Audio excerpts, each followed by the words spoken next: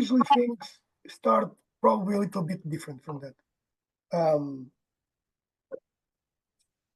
A good example is this. That is, if you have to, the moment you engage with someone, guys, use words like, hey, back off, and have a good stance to do that. It's probably one of the most, I'm going to say one of the most important, it's a really important tool in self-defense, mostly in the de-escalation phase. For example, I'll tell you what works for me, but I think in my case, what works for me, because I've been training martial arts for many years, I have a different way of walking. I walk like this sometimes. But I've seen this also both in men and women. As you develop your skills, your posture changes, but it also changes your voice. And so I would say that usually an attacker, and there is a specific study from an university that explains that certain attackers can detect things in your voice, the way that, and they can detect weaknesses. And if they detect weakness in the voice, that's one more step to be able to do something, to be a protector. So I want you to think about that. So the other second aspect in there is the fact that the moment you use the voice, and just by doing this, hey, stop there, I'm not only interfering with the person over there, but I'm also activating my reflex of fight or flight response. I'm also putting a pattern on myself saying, hey, what's going to happen? Am I ready to act? And this we do train this at the class, but we usually don't train it with the voice. We don't train it unless in some intros.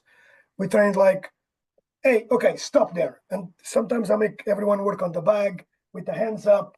But and I know it kind of sounds ridiculous because you are saying something, but you're also training yourself. Okay, you are training yourself like, this is the script. I feel comfortable over here. If someone comes to me, I should be able to. I'll be able to not only say stop, I don't want any trouble, or stop there, back off, or stop. So that startles a lot of the reflex. But let's put some of these things into words so that you guys can also follow me as we speak. Okay. So in this case, I'm saying that the voice is definitely that power self-defense tool, shouting loudly. And we had the participant yesterday that she said that she got off of a situation because she said, fire, fire, okay? And the person that was engaging with her, he kind of got startled and didn't continue. But you need to think that, and we'll talk more about what words to say, that using the voice to cause attention, essentially in a public domain, it's one step. The other thing that I'd like, and I'll reiterate this moving forward, is that when you use your voice to ask for help, if you say, help me, someone help me, no one helps. Unless if you say, and this is an emergency drill, unless if you say, you in red, come here, if there is someone with a red jacket, okay, I'm using an example. So you need to be specific and you need to be, I'm going to say assertive. So really important, the voice is a weapon. It was also meant, and you'll also learn a technique, you'll also learn a specific technique on how to use the voice, but I want you to start thinking about that as part of your toolkit. Why does it matter? It deters an attacker, signaling confidence and kind of drawing attention. Some attackers don't want to be drawing attention. They want to isolate the person. It kind of engages the body to say, okay, I'm getting ready. And to usually do this by not only having the hands up, but also changing the posture in the way that you are. And I remember, Maria, we were training this yesterday, right? putting the leg back into that natural stance. So that was pretty cool. Yeah. But it also kind of, the moment there is that startle, you got, okay, should I attack? Should I counterattack? It starts to play the picture in your head. But really important, it should be part of it should be the first line of defense in terms of de-escalation. So you would start by, hey man, I don't want any trouble. Do you really want to do this? And you would work from there. You would work from the voice, and you can have different tonations. So to start thinking about that as part of your tool. There are 3 studies that help that. Okay, it does some kind of deterrence to assertiveness. So allow the surface vocalization startle attackers and discourage them from proceeding. This was done by a women's association, where if someone really shouted in an assertive way, it in fact makes some kind of change. But so this is the one, guys, that I really wanted to think about. If your voice is something like, oh, I don't know, unless if you are very tactical. Oh, I'm sorry for this. You could be very tactical with this, so that your hands are up, you get closer to him so that you can grab an elbow or something like that. But you need to be really confident on your technique. Okay, really confident to be able to close the distance and to be able to do to inflict damage. Or if an attacker sees you and sees it also from what you say as a weaker person, because it's natural. You are in a confrontation scenario, the heart starts. And to be fair, what happened to me a couple of times is like, okay, how can I talk and how would I maintain myself calm? Because I know that for me to strike or to grapple or to grab, I need to be more calm, to be more fast. When that situation comes along, and if it's in the middle of the conversation or the push or something, and if he asserts that you are weaker, you become a victim once more. So just want to think about that. Okay, just want to think about, and there is a study that does shows that. Then the other study that does explain a lot of the de-escalation is that words and tone and body language can help prevent or diffuse an attack before it turns physical. And this could turn both ways, guys. This could turn, if I become very assertive and very aggressive, things could go immediately into a physical, or if you become way less, it could be not that happening. What do I mean by this? If you, in a self-defense situation, you start saying, I'll give a very weird example. You start coughing and kind of showing that you are ill. Usually, no one. There is one of the things that connects, like disgust is a thing. They might say like, I don't want to touch that person because she's sick or ill, but that could not go right. Okay, so that's one way that you want to think about that. Another way is, look, just say, I don't want any trouble, and use that opportunity to move away. Okay, maintaining your guard up. And we'll talk. So these are the 3 studies. The NRA Woman Self-Defense Tool #1, your voice. The PubMed study. This is a particular good one with the vocal cues and the perception of vulnerability. And the third one, also from the NRA TV, the role of verbal and self-defense. So I'll share it with you, these, but I would say the third one is more generic. Why de-escalation is so important? How can you do de-escalation? And the other ones are more specific to the context on seeing you as a potential victim or not. So really to understand those steps over there. Okay, so how can we train for self-defense?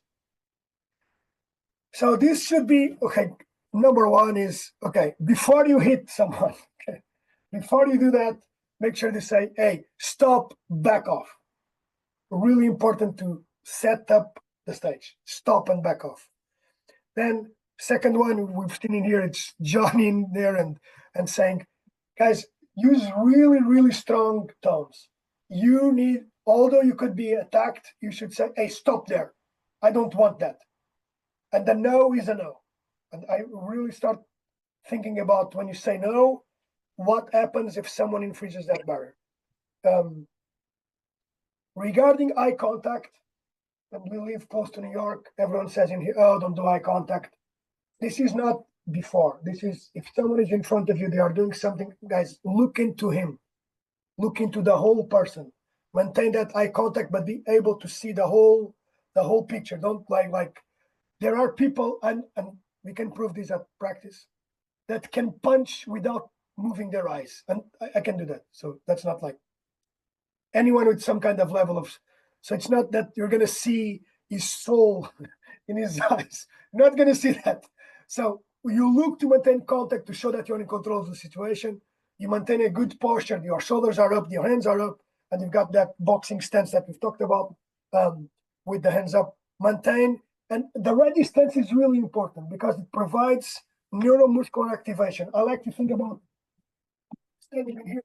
Oh, okay. I like to think that the hands are over here, and if this was a boxing stance, the guy would not see my hands, would see me from here. My shoulders are up, and I'm like, hey, stop there. And my body is driving forward, saying, like, you really want to stop. So and I think about that as a tool to help in the way that if we have to approach something. Okay. Now the fourth part in here is we do need to drill this. You know that, right? Now what I mean is this. One thing is I'm giving this information, and they were doing a bit of drilling in that sense. That is either in the bag, putting yourself in the mental side of, okay, I'm close to someone, or if you're not in the bag, you are with the partner. We talked about fencing, putting one hand forward, another comes back, and making the strike from there. But it's important to have a script that you know, that you build. Okay.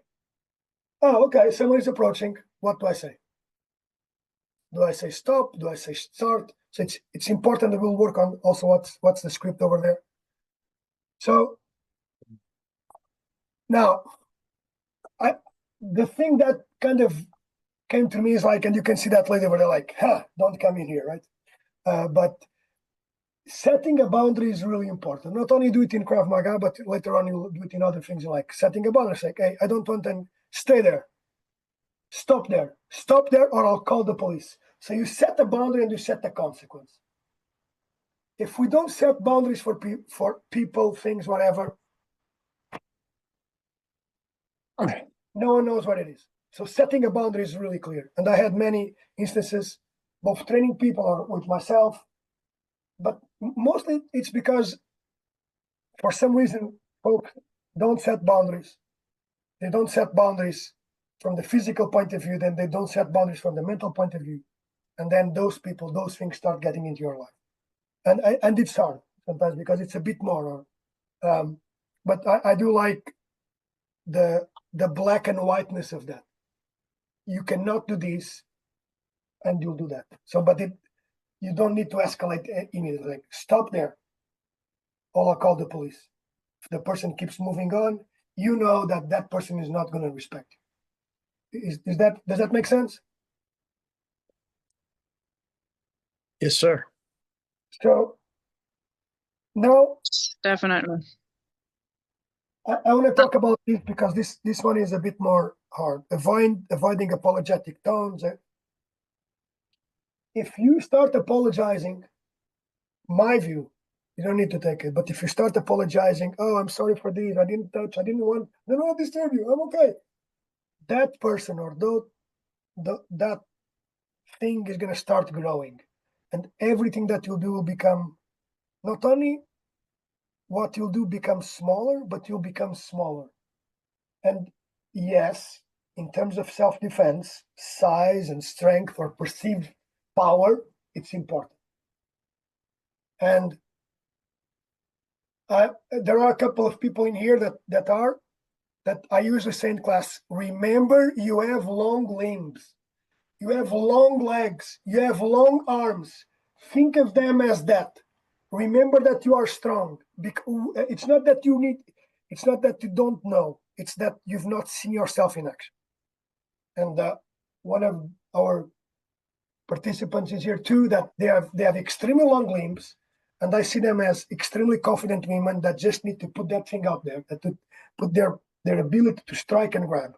If I'm smaller, okay, can I be stronger? Of course, I've got strong legs, I've got strength, I've got that courage. So please do not be apologetic, unless if you mess up, okay? If you mess up, when you mess up things, we need to apologize, but that's a different case, okay? But in this type of thing, in a confrontation scenario, being apologetic could be a tactic, could work well. Being assertive is not aggressive. Assertive is, hey, stop there, don't do any trouble, please back off. And maintain your stance. And silence is okay. You don't need to react, okay? So I hope that this, like in the first barrier of self-defense, having the voice as being trained, then being drilled is, I think it's really something to think about. Okay, our voice as a weapon. Yes, they are doing grab defenses, but before that happens, okay. So essentially, the voice is a powerful tool in self-defense. It can deter, delay, and essentially disrupt. Training vocal commands should be part. I do emphasize them mostly in the de-escalation part, okay? That is when you're starting to avoid the problem and say, hey man, it's okay. And remember, it's always better not to fight until you have to fight. We'll just explain that in a better instance. But I do want you guys to think about that. Don't just train the body. We do a lot of body training at the class, body movements. A strong voice is an effective line of defense. So I want you to think about being able to work with your belly from, hey, stop now, from here. Got it? Got the idea? Did it change? Instead of stop, I'm using the chest. Stop from the belly, stop now. And it's coming from the inside. So it should express that ability to say to someone, you are in my zone. Okay. I cannot emphasize this more. I do want everyone to have a script. And you're going to say, oh no, a script is not organic. It's not. No, guys. It's okay. No one in here that is in here asked me not to be trained. No one in here. You guys want to perform, want to do it better, follow a script. Let's find your script in these self-defense situations. Think about, oh, what? Just think. Stop mentally. Oh, what if I get out of my car and someone approaches me and he starts talking to me? What should I say? And the more the script becomes clear, the easier it is to you to say, okay, at this part of the script, if he or she does something, I need to get physical before someone gets physical on me. And this needs to be practiced. So I'm going to say the homework for everyone that is in here. Yes, there's always homework. You always know that. So besides, it's to think about what's the situation and write down a script. What would you say? How would you approach that? So that we can use it at class and get it started. I have a couple of, pre-made scripts. I know they work. They work for me. It might not work for you, but I'm a man. Some of you are women. Some of you are younger, older. It might be different way, but I do want the thing that you practice, you are able to perform. The thing that you don't practice, then it's likely not that you are able to perform it. So really want to ensure that everyone is comfortable with the script, define it and be comfortable with that. Yeah, and that's what I want to share with everyone. I'm going to stop sharing in here. Any comments that you guys would like to make regarding the new tool of self-defense that is really old, but it's something that, any comments that makes sense to you guys? I think it's great. What did you enjoy about that? I think it's Alan. Yeah. I've used it. It works.